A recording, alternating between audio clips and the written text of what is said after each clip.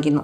ഞാൻ ഇതിൽ തന്നെ തുടരണോ, മുന്നോട്ട് പോകണോ, ഇതിനെ മാറ്റിക്കഴിഞ്ഞാൽ എനിക്ക് ഒരു റിസ്ക് ആകുമോ, എൻ്റെ കഴിവ് ഇത് ഇനഫാണോ എന്നൊക്കെയുള്ള ഒരു ആശങ്കയെ സൂചിപ്പിക്കുന്നു.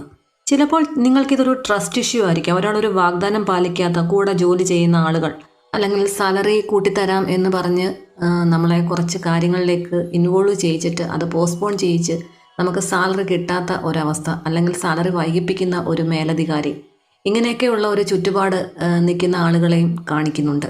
അതായത് നിങ്ങളുടെ ഒരു മണി മാറ്റേഴ്സിലൊന്നും ഒരു ക്ലാരിറ്റിയില്ല, ഒരു വ്യക്തതയില്ലായ്മ.